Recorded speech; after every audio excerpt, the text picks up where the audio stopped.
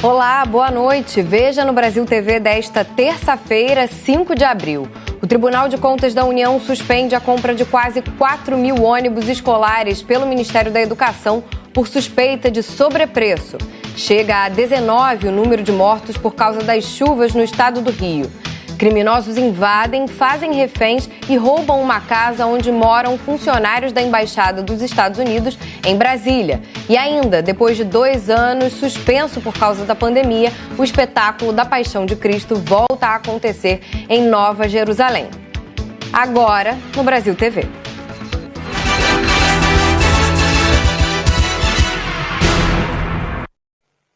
O Tribunal de Contas da União determinou que a licitação para a compra de ônibus escolares com suspeita de sobrepreço não seja efetivada até que a lisura do processo seja julgada. A licitação está ocorrendo, mas, por enquanto, o resultado não poderá ser divulgado.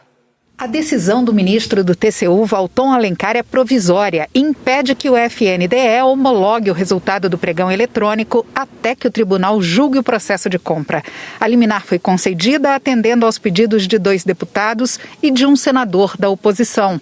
O pregão é para compra de até 3.850 ônibus escolares para a área rural.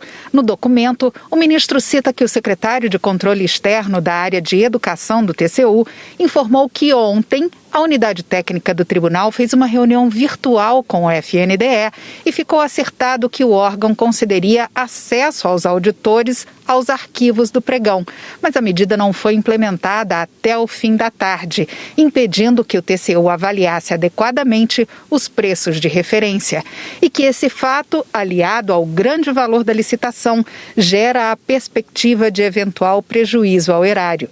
Documentos mostram que o governo aceitou pagar até R$ 480 mil por ônibus, mas de acordo com técnicos do próprio FNDE, o custo não deveria passar de R$ 270 mil. A compra também teve ressalvas por parte da Advocacia Geral da União e a Controladoria Geral da União recomendou várias mudanças e considerou equivocada a forma de cálculo dos valores. A CGU criticou o fato de o FNDE não considerar o preço pago por outros órgãos públicos na compra de ônibus.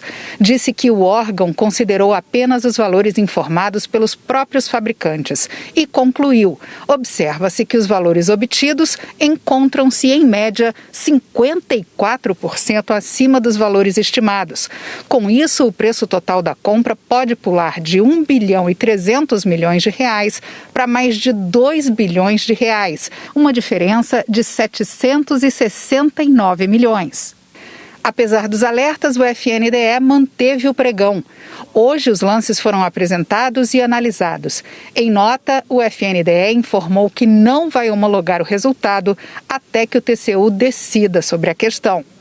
O modelo desse pregão é o de menor preço. A CGU não nos respondeu se o FNDE cumpriu as recomendações para evitar o eventual prejuízo de mais de R$ 700 milhões na compra dos ônibus. O Tribunal de Contas da União vai ouvir o FNDE e ainda não tem data para o julgamento. A polícia prendeu hoje uma quadrilha suspeita de aplicar golpes milionários através de um aplicativo de mensagens. Os agentes foram às ruas em 5 estados. Segundo a investigação, o bando fez 2.000 vítimas pelo país. Os 56 mandados de buscas e os 41 de prisão começaram a ser cumpridos ainda na madrugada.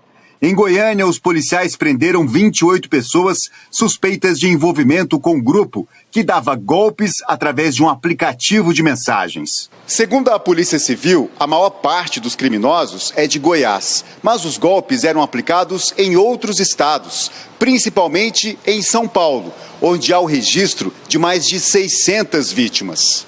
Em todo o país, cerca de 2.000 pessoas podem ter sido enganadas pela quadrilha.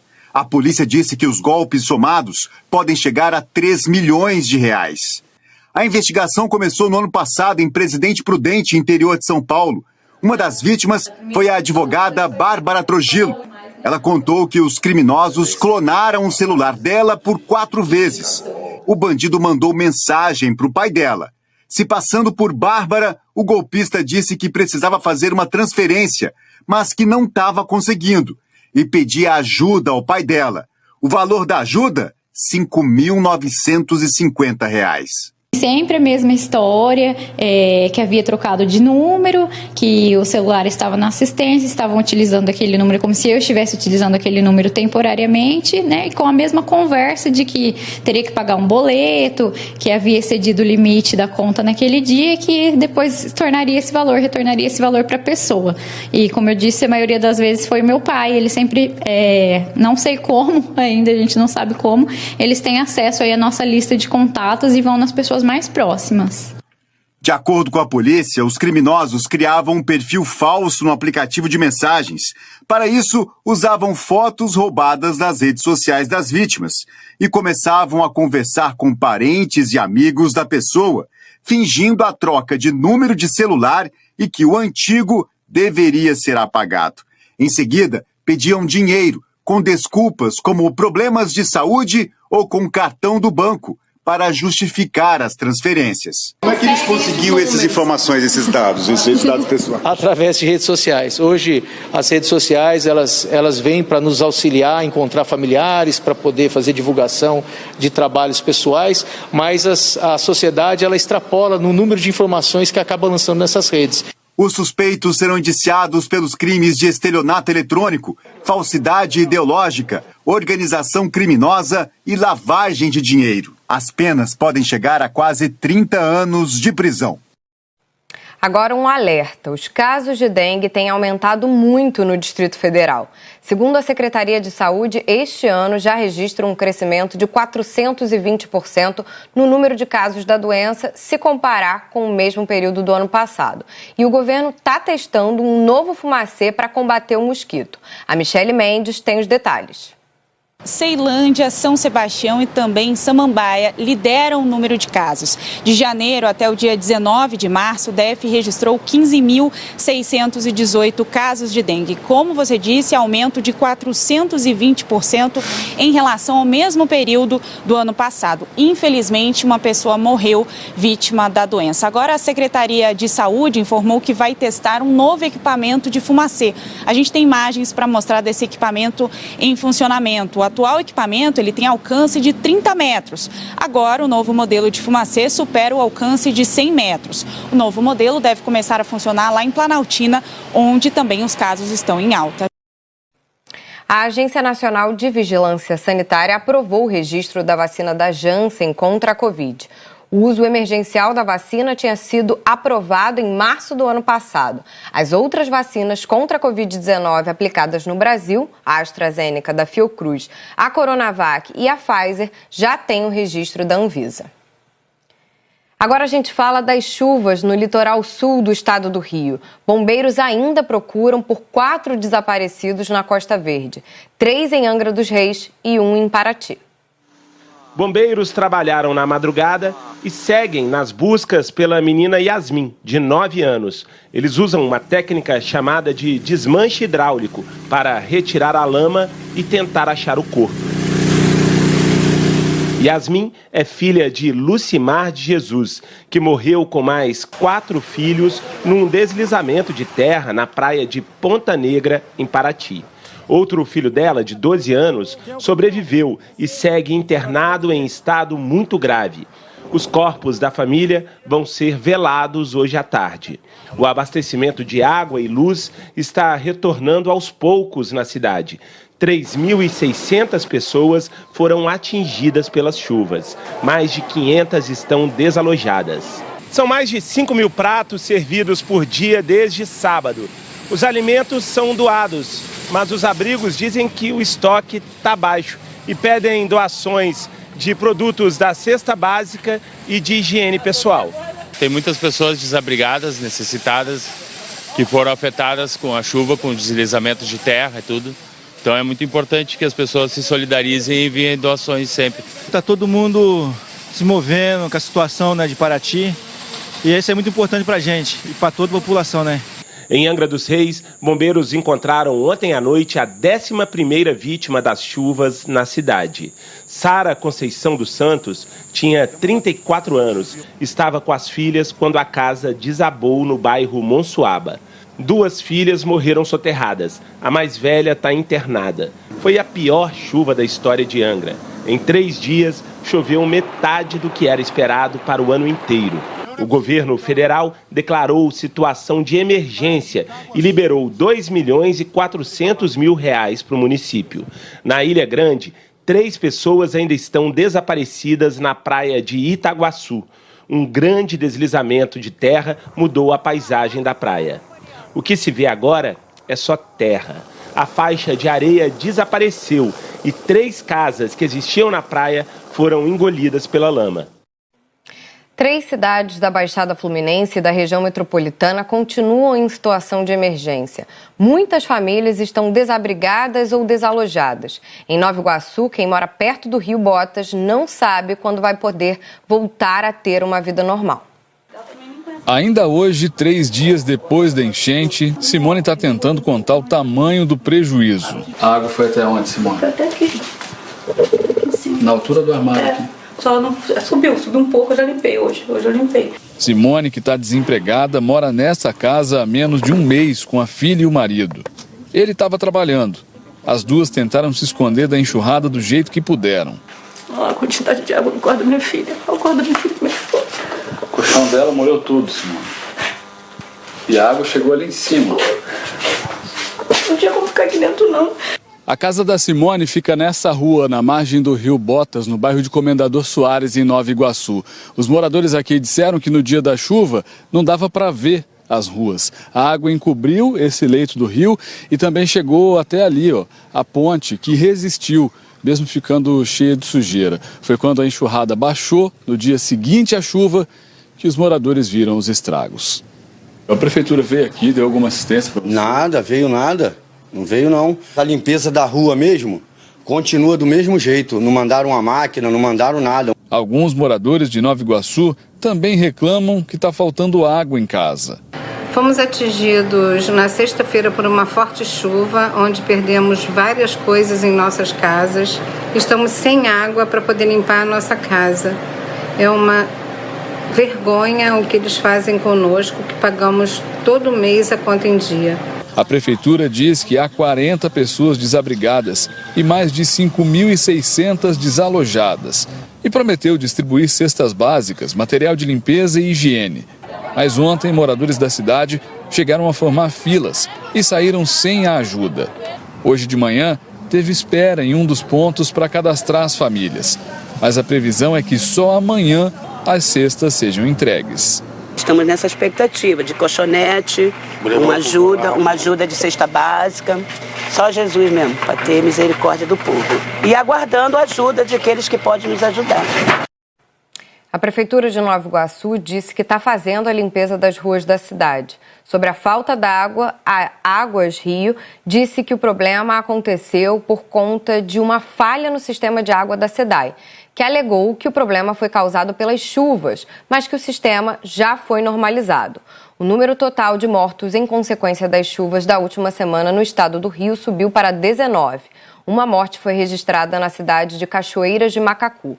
Uma mulher foi levada pela correnteza de um rio no domingo.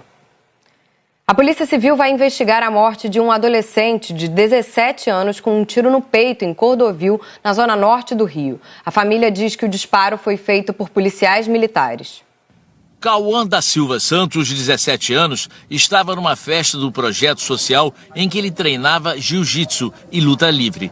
Moradores contam que mais de 100 crianças estavam no local e que por volta de 9h30 da noite, no fim do evento, policiais militares entraram atirando na comunidade do Dourado, em Cordovil, na zona norte do Rio. A família do adolescente diz que PMs encurralaram jovens que estavam saindo da festa num beco. Foram encurralados. Alguns meninos conseguiram se abrigar dentro da casa de alguns moradores, 7 meninos, e o Cauã não conseguiu. Quando passava pra casa, os cães já vinham tirando geral, nós gritando no beco, é morador. Testemunhas contam que Cauã se identificou, mas mesmo assim foi baleado no peito por um policial militar. Em seguida, o corpo dele foi jogado num valão. Esse vídeo mostra o momento em que moradores retiram o corpo do adolescente da água. As pessoas que viram o que aconteceu, falou que na hora ele falou assim, trabalhador, chefe, trabalhador, tô na luta, tô na trabalhador. Digo, o policial deu nele, ele caiu, mas que ele caiu, empurrou o corpo do meu irmão para dentro do rio. As marcas dos disparos ficaram na parede da quadra, onde Cauã se preparava para competições importantes. Além de lutar, ele trabalhava num ferro velho. A Polícia Militar divulgou uma nota dizendo que equipes do Batalhão de Olaria, na Zona Norte, realizavam policiamento quando criminosos armados atacaram a tiros a guarnição. A nota afirma que houve confronto e que um suspeito foi atingido. Diz ainda que o homem era evadido do sistema prisional e foram apreendidos com ele um radiocomunicador e drogas.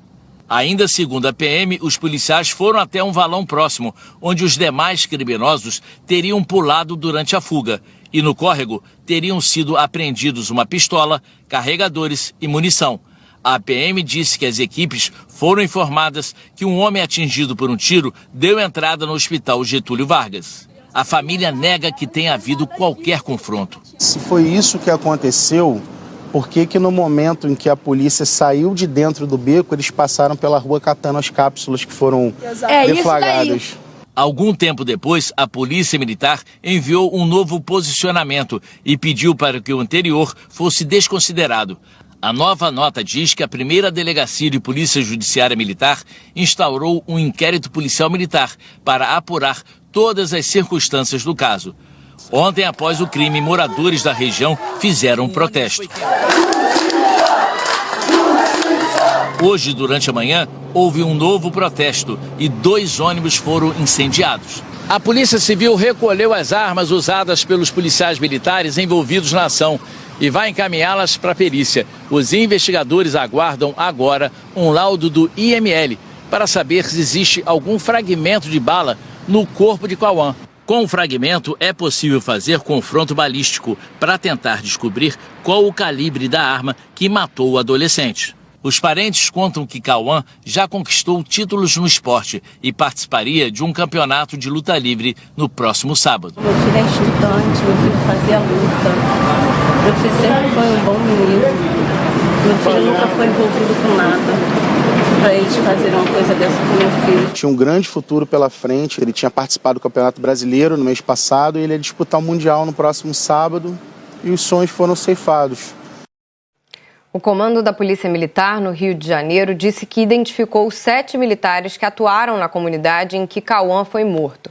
Eles foram ouvidos na corregedoria e vão ser afastados das ruas.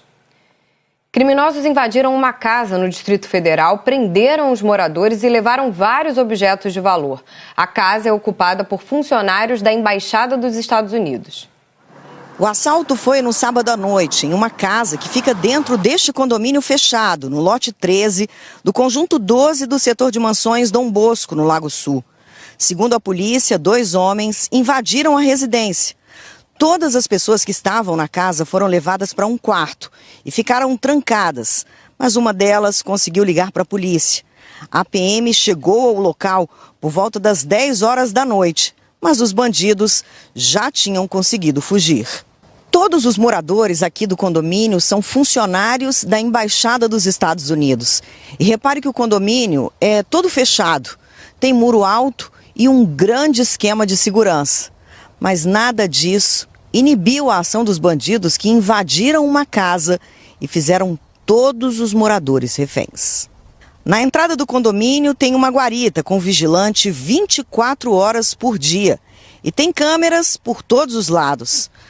A polícia desconfia que os bandidos entraram pelos fundos do terreno, que fica colado com o Jardim Botânico, ou seja, uma grande área verde.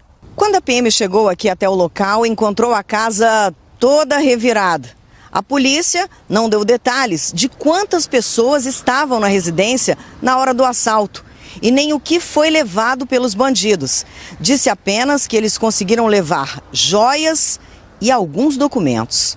O caso foi registrado na 10ª Delegacia de Polícia do Lago Sul como roubo com restrição de liberdade. Pela manhã, além do vigilante da guarita, também tinham seguranças particulares da Embaixada dos Estados Unidos dentro do condomínio.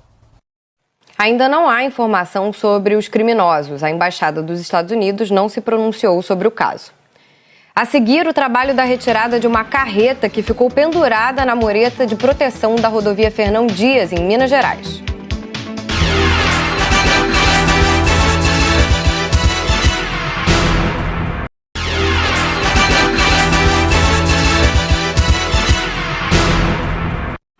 de volta com um alívio. A Receita Federal prorrogou por um mês o prazo para a entrega do imposto de renda. Agora, a nova data limite é 31 de maio. A instrução normativa foi publicada hoje de manhã no Diário Oficial.